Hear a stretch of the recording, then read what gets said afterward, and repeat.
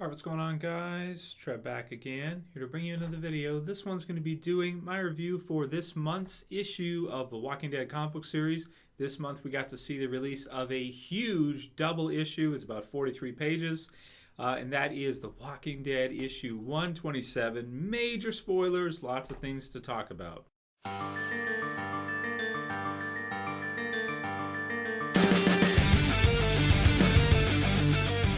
Alright, good stuff. So I just got finished reading the issue, or the double issue, so to speak. It's almost like two, to be honest with you. But it makes sense to me that they went ahead and did that and made it a double issue because it's completely like a new story almost. The title of it is called A New Beginning. And basically what it is now big time spoilers for anyone who intends to read it, hasn't gotten a chance yet. I'd more recommend for this one you actually wait to read it yourself, to be honest, because I'm gonna, most of it is like story development, and I'm gonna tell you what happens, so I'm gonna ruin the development. So of course, with the ending of All Out War, we knew something big was coming and that the book was going to be very different. Kirkman had said in interviews that the book was changing, The Walking Dead was changing, and it's going to be very different after issue 126, so 127 and onward. We saw on the cover there was some kind of female who we didn't know who she was. A lot of people thought she was Lily. As it turns out, she's not. She's a brand new character, which, as I was saying in predictions, is very possible, and I believe her name is Magna. She had a small group of, 5 or so, roughly, characters, and basically one of them gets killed in the process of us meeting them, and that is quickly led back into the Alexandria safe zone, which was great stuff. So basically we're introduced to these characters, and a herd is coming in their direction. They're basically screwed. They're on top of what seems to be like a semi truck type thing with a horse at the front, and it gets toppled over by this massive herd. Now, we quickly then realize that Jesus, so kind of threw me through a loop because he had his hair up in a bun, which I'm not used to, but he, as well as Eugene and a few others from Alexandria, Rick's group, have ridden out on horseback. So they ride horses now for the most part. They don't, because gasoline at this point would be all like used up basically. I mean, trying to find more stores of gasoline for cars would be next to impossible. So they're using horses, and they're basically, what they're doing is they're using a blowhorn that sounds like Eugene designed to steer herds of zombies as they're coming through away from the safe zone, which is brilliant. Very, very cool. I never thought of anything like it, but it makes perfect sense that you would have, a couple safe groups, a couple safe areas like the Kingdom, the Hilltop, and Alexandria, and you would have scouts be sent out around to scout for herds that are coming through, and then if you see them coming through, you'd send out your guys on horseback, and using the horse's speed, they can get the attention of the herds and steer them in a different direction. As long as nothing catches their attention in another way, they most likely will, like a big wave, go in one direction. So very cool concept for them to do that. Then we have Magna's group, and basically they are brought back to Alexandria and introduced to Rick from Jesus. So very, very cool stuff we quickly see. Now at the beginning I was thinking, wow, this obviously we have a time skip. Now how much of a time skip, how long has it been, that was really hard to say. And then at the end in the letter hacks it says it's been 2 years. So I was looking at it thinking it'd probably be more like 5 years. But okay, 2 years, granted, and they're 100% working hard around the clock every day. Everybody's busting it to make sure that the place can be safe. A lot can be done with a group of hundreds of people when you combine the Kingdom, the Hilltop, and Alexandria. When you combine all of those with all those people working together in tandem, you can accomplish some amazing things. And as we see here, Rick's group has done exactly that. I love this concept. I love this time skip, and it kind of goes to show that in my predictions videos I was talking about thinking that the reason why we follow Rick in The Walking Dead is because in that universe he's going to do something great. We're not just following some random survivor that's just going to be killed off at some point in time. Sure, things will happen to him. He'll be injured. His family may be injured, Carl with the eye and stuff. He may lose a wife. He may lose a daughter. He may lose people he cares about around him. but we're following him to an ends. We're following him. He's going to do something great. See, this is what makes The Walking Dead the greatest zombie apocalypse story ever written, is we're not just following a survivor in a movie who's quickly killed off. We're following Rick Grimes, who's going to basically restart humanity, essentially, or at least, build a huge community where people can be safe and live for a while and kind of try to restart humanity from the zombie apocalypse and rebuild from the ground up. So when we're watching it earlier on, we see he's struggling for survival. They're barely surviving. They narrowly escape. And essentially his body shows all the battle he's been in to get to this point where they can have a bigger society, that they can grow, people can have jobs, they can work on things all the time, and they can create a really nice life for themselves where they have food, they have ammunition, they have strategies to deal with zombies like herds driving them away. They even have construction crews and buildings and things like this that we kind of saw a flash of at first when they first arrived at Alexandria, and now we're seeing Rick fully take over and create strategies to deal with problems that caused Alexandria to fail the first time, like Negan, for example. So very, very cool stuff. Very impressive. I won't go into the macro too much of the overall story because this is just an issue review, but I'm definitely going to be doing a video within the next week, I can promise you, giving my thoughts on the overall macro of the Walking Dead story and why I think it's the best zombie apocalypse story, bar none, by far, ever written. So, okay, so we got a 2-year time skip. Really good stuff. We're getting to see all these changes. Rick even looks different. He kind of looks like Douglas, to tell you the truth. His hair has been shaved on top, and he's got the beard. Eugene or somebody has built him I assume it's Eugene because he's so smart, right? Some kind of contraption to use for a hand, like a grip type thing. I don't know what those are called. Prosthetic hand with a claw type grip thing, so he can use that other arm for something. He's got a cane that he uses to walk.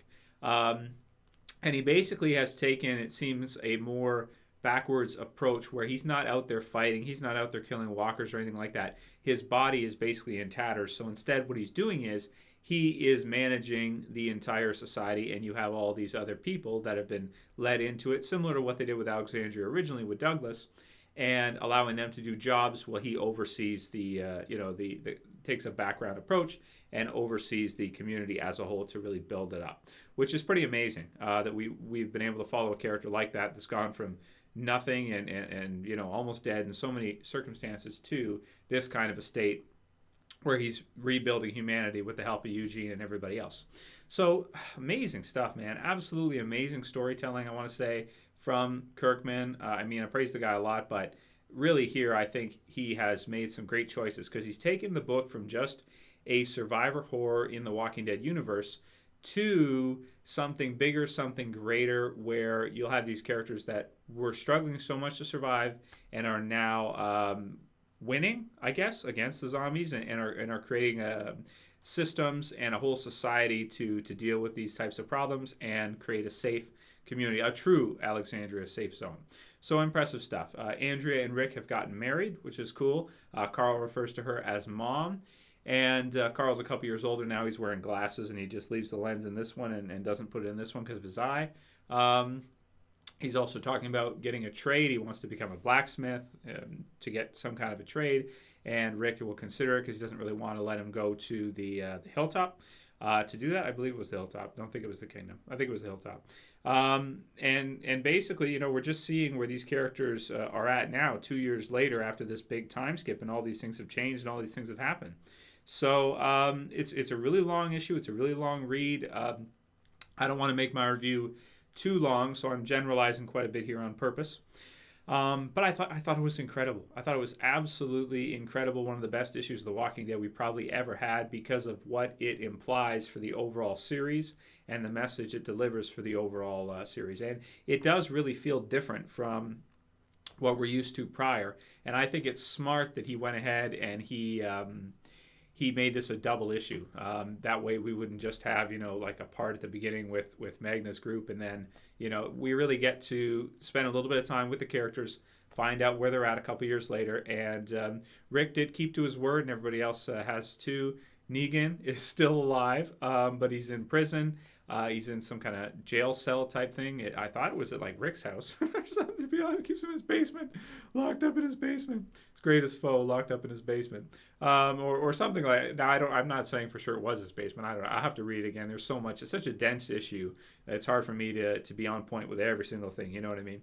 But yeah, Carl goes to visit him and talks with him, and I guess Carl's been going and talking with Negan to kind of get this other, because Carl relates to Negan because Carl is, because of what he's seen in the world, he's become very dark himself. So in some ways, Rick is very light and full of hope and bright, and then Negan is the opposite. He's dark and he's brooding and he's funny in terms of jokes and stuff, but it's cool to see that Carl actually spends time to go and talk to Negan as some form of like guidance, which I don't know how Rick feels about that. I don't know if Rick knows he's doing that, but I don't know.